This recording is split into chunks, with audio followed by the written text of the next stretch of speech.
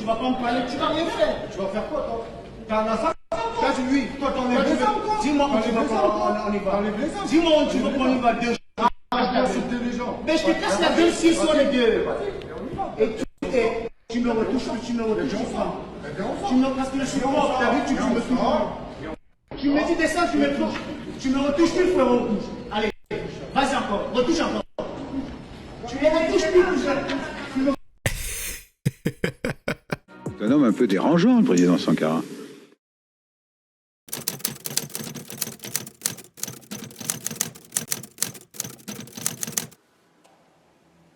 Alors les amis, aujourd'hui nous allons analyser une scène d'enrichissement culturel dans le métro parisien et c'est une scène banale dans la plupart des grandes villes en France mais aussi dans la plupart des pays occidentaux. Quand j'étais en France, j'ai déjà assisté moi-même à ce type de scène. Je prenais les transports en commun quasiment tous les jours pour aller au travail et régulièrement il y avait des gens qui mettaient de l'ambiance. Je commence à comprendre les gauchistes. Beaucoup se disent que sans les enrichisseurs culturels, la vie serait trop monotone. Imaginez-vous prendre les transports en commun sans avoir à côtoyer ces gens. Ce serait trop calme. Vous n'auriez pas à surveiller vos téléphones, vos sacs. Vous n'auriez pas à regarder à gauche, à droite pour voir s'il y a des gens qui ont des chlasses, etc. Vous seriez posé, tranquille. C'est plan-plan tout ça. Il y avait besoin d'action. Donc, moi, je pense que les gauchistes ont unanimement décidé d'accueillir ces personnes parce qu'ils n'avaient pas envie de s'ennuyer. C'est une théorie, les amis. Peut-être que je me trompe. Mais en tout cas, dans cette vidéo, vous allez voir que l'ambiance y est. Pour avoir de l'ambiance, il y en avait. Voilà. Donc, nous allons regarder tout ça. Mais avant tout, n'oubliez pas de vous abonner, de liker, de partager et de commenter comme d'habitude. C'est très important. Merci pour votre soutien. Merci pour vos dons. Merci à toutes les personnes qui laissent des commentaires enrichissants. Ça fait plaisir. Et maintenant que nous avons dit ça, nous allons regarder cette vidéo. Il y a quelques temps, j'avais publié une scène à peu près pareille qui s'était passée à l'intérieur du métro. Et là, c'est sur le quai. Donc, il y a deux personnes bien connues, des suspects habituels qui vont se foutre sur la gueule. Et vous savez qu'il y a un peuple en particulier, mon peuple de cœur, les Algériens qui ont toujours envie d'en découdre. Ces mecs, quel que soit l'endroit où ils sont, ont toujours envie de bousculer quelqu'un, de menacer. C'est wallah, wallah, je vais t'initi ta mère, etc., etc. Et encore une fois, je crois que cette personne a décidé de provoquer les hostilités. Sauf que ça va très mal se terminer. Regardons cette vidéo. C'est NGB qui dit « Un Algérien se fait éclater la tronche par un Sénégalais qui en avait marre de l'avoir collé au luc. » Eh bien, regardons cette vidéo. Tu vas pas me parler, tu vas rien faire. Tu vas faire quoi, toi? T'as un assassin? Toi, c'est lui. Toi, t'en es blessé. Dis-moi où tu veux qu'on y va. Dis-moi où tu veux qu'on y va. Deux. Mais je te casse la gueule s'ils sont les deux. Ah là, ça s'écharpe. Déjà dans les mots, vous sentez que ces gens ne sont pas très amis. Et ça vient contredire le discours de la plupart des noirs-arabes et des gauchistes qui veulent que les noix et les arbres soient main dans la main pour lutter contre les colons blancs. Ça peut marcher dans les banlieues, mais une fois que ces gens se retrouvent côte à côte, il y a toujours des problèmes. Il y a des frictions et c'est normal, hein. Je vous l'ai dit, cette connerie de fraternité entre noix et arbres n'existe pas. C'est un narratif qui a été créé dans les pays occidentaux, mais on sait pourquoi. On sait que ces gens se donnent la main uniquement pour lutter contre les blancs. Et dans cette scène, je remarque qu'il y a une personne qui est à côté qui essaye de séparer. J'imagine que c'est un Français. Moi personnellement, si j'étais Français blanc, si je voyais deux personnes en train de s'écharper comme ça, je m'éloignerais parce qu'on n'en sait jamais. Et tu me retouches pas. Tu me parce que je suis mort, t'as vu, tu me touches. Tu me dis descends, tu me touches. Tu me retouches plus, frérot. Allez. Et vous avez la réaction typique d'un Algérien. C'est wallah viens, on sort. J'ai l'impression que ces gens ont toujours besoin de fanfaronner, de hurler, de crier parce qu'ils savent qu'ils n'ont pas beaucoup de force. Ils font ça pour éviter le conflit en réalité et en vous menaçant, ils vérifient en même temps comment vous réagissez. Si vous êtes une personne peureuse, etc., ça leur donne plus de courage. Ils se disent qu'ils peuvent y aller parce que ce sont des gens qui, coûte que coûte, veulent faire du mal. Mais quand vous êtes une personne qui réagit, parfois ça désamorce les tensions et sinon, très vite, il y a une confrontation et en général, ces mecs se font coucher très rapidement. Vas-y encore, retouche encore. Tu les retouches plus, cousin. Donc il y a le Sénégalais qui dit ne me touche plus parce que si tu me touches ça va aller très vite. L'Algérien il s'est dit non, ce mec dans mon pays c'est un esclave. Comment ose-t-il me parler comme ça? Et je vais lui niquer sa mère. Bon, nous allons voir ce qui se passe par la suite. Malheureusement, vous le savez, certaines images ne sont pas appréciées sur ce canal. Donc, il y a moyen que je floute un peu. Mais sachez que ça va se terminer d'une certaine façon. Et vous savez exactement qui va se faire laminer dans ce combat. Tu me touches plus. Je te dis ça avec pas de tu me touches plus. Tu me renfermes ta bouche, cousin. T'as pas la foi.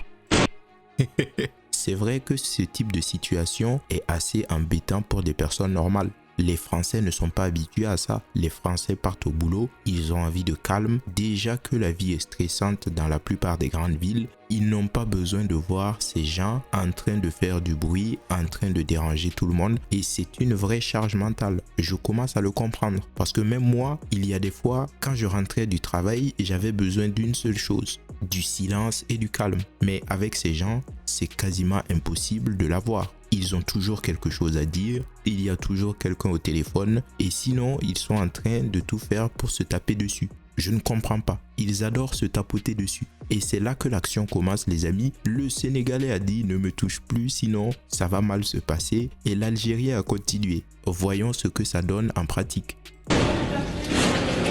Donc là, je vais faire une avance rapide, mais je vous décris un peu la scène. L'Algérien se retrouve au sol et voilà, ça se passe mal pour lui. Il va se prendre 2-3 patates dans la gueule, mais c'est comme ça. Quand on n'a pas de force, il faut savoir éviter les conflits. Mais avec eux, j'ai l'impression que c'est le contraire. Moins ils ont de force et plus ils ont envie de la confrontation. Ce n'est pas pour rien qu'ils se baladent avec des chlasses. Voilà.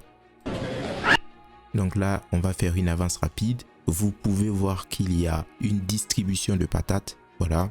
Le mec est en train de lui servir la totale. Et là, il y a des personnes qui sont venues pour essayer de les calmer, je pense. Donc, nous allons voir si ça s'est arrêté.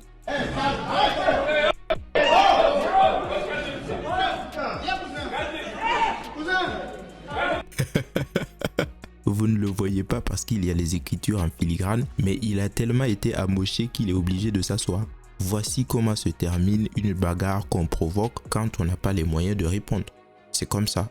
1, 2, 3, vive l'Algérie, c'est très bien, mais dans la vraie vie, il faut savoir garder son calme. Ça peut très mal se terminer. Moi, je dis ça comme ça, c'est juste un conseil. Je le dis parce que j'aime bien mes frères algériens et je n'ai pas envie qu'il vous arrive quelques bricoles. Après, si vous avez envie de vous tester, faites-le. Ça s'arrête ici et nous allons lire quelques commentaires. Il l'a prévenu, si tu me touches une fois, faut pas pleurer après. C'est légitime. Rien à dire. Il y a toujours une femme qui crie pour rien, mais ferme ta gueule, laisse-nous savourer. Ça, c'est un commentaire de Noah, c'est sûr. Les Marocains, on sait que vous êtes traumatisés par les Sénégalais, mais est-ce que vous savez que tous les Noirs ne sont pas des Sénégalais? Soutien aux Sénégalais. Excellent, ça la ramène moins quand il n'y a pas de bande de potes derrière, ça la raclure. Les gens qui séparent aussi se font mêler. Tu étais présent de l'injustice et tu interviens pour sauver le mec injuste. Je ne comprends pas où il y a de l'injustice parce que j'ai l'impression que c'est mon frère algérien qui a commencé. Après, il a voulu se friter, il s'est frité. C'est comme ça, c'est une bagarre d'hommes, comme on dit. Pourquoi les cris des femmes viennent toujours entacher ou envenimer la situation? À la fin, il a compris tout seul où était sa place, assise par terre comme un bon toutou. Pourquoi elle chouine la débile? Les Africains seront notre salut face aux Maghrébins car ils ont laissé qu'on n'a pas, il faut de nouvelles finales sportives entre eux pour exacerber la haine mutuelle. Bon, je ne suis pas d'accord avec ce commentaire parce que je crois que la seule façon de vous libérer, c'est de prendre en main votre destin. Si vous attendez qu'il y ait des guerres entre Africains et Maghrébins en France pour que la situation s'arrange, ça va être très compliqué. Il ne faut pas du tout penser comme ça. tout le monde est algérien quand on vous écoute. Même le Québécois qui a insulté la policière était algérien d'après vous. Bon, ça c'est Abdelaziz. Il vient pour défendre les Algériens. Mais oui, le mec qui a insulté la policière était algérien d'origine. On n'y peut rien, c'est comme ça. Moi, je connais très peu de Québécois qui insultent les policiers comme ça. C'est une question d'éducation. Il a raison, peu importe, un mec veut jouer les malins, tu le remets à sa place. Bien fait pour lui, c'est mérité, il l'avait prévenu. Zéro solidarité, le mec cherche des problèmes et c'est à l'Africain qu'ils disent d'arrêter et l'autre conne qui gueule pour tout et pour rien, bande de M. Il manque quelques smileys sur la vidéo, comme ça on verra encore mieux.